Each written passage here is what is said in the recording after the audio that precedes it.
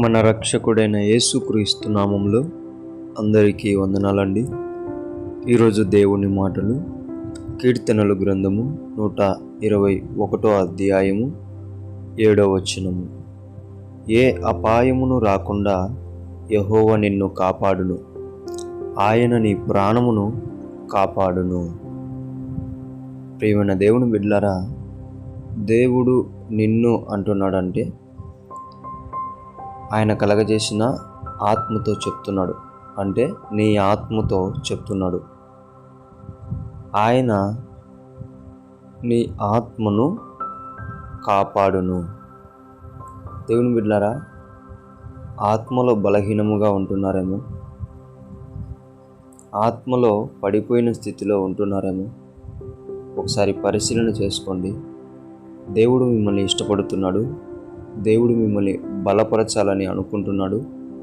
దేవుడు మిమ్మల్ని ధైర్యములో మిమ్మల్ని కొనసాగించాలని అనుకుంటున్నాడు. అందుకే ఈ మాట చెప్తున్నాడు, ఏ అపాయము నీ ఆత్మకు రాకుండా యెహోవా నిన్ను కాపాడును. అలాగుననే నీ ప్రాణముతో, ప్రాణం సొమ్మసిల్లిపోయిందేమో, రోగాల వల్ల కావచ్చు, నీ ప్రాణమును మనోవేదనకు గురైందేమో, మనస్పర్ధల కావచ్చు. దేవుని బిడ్డలారా, నీ ఆత్మను, నీ ప్రాణమును ఆయన కాపాడుతాడని సెలవిస్తున్నాడు.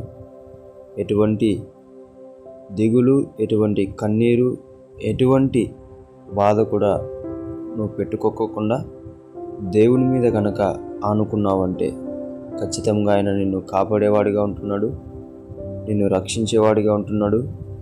ఆయన ఎల్లప్పుడూ కూడా నీకు తోడుగా ఉండి నీకు ధైర్యమును, నీకు ఇంకా బలమును, శక్తిని అనుగ్రహించాలని ఇష్టపడుతున్నాడు. దేవుని బిడ్డలారా, అందరూ దేవుడిచ్చే కాపుదలను పొందుకొని ధైర్యం పొందుకోవాలని, బలం పొందుకోవాలని దేవుని పేట మనవి చేసుకుంటున్నాను. దేవుడి మాటలను దీవించునుగాక. ప్రార్థిద్దాం. యేసయ్యా, మీకు వందనాలు నాయనా. గొప్ప దేవుడానికి వందనాలు.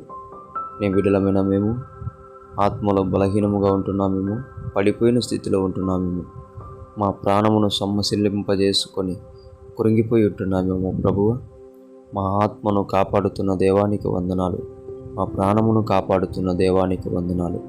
యేసు నామములో అందరినీ నీ శక్తి చేత, నీ బలము చేత, నీ కాపుదల చేత ముట్టి స్వస్థపరచమని యేసు నామమున ప్రార్థిస్తున్నాం తండ్రి. ఆమేన్.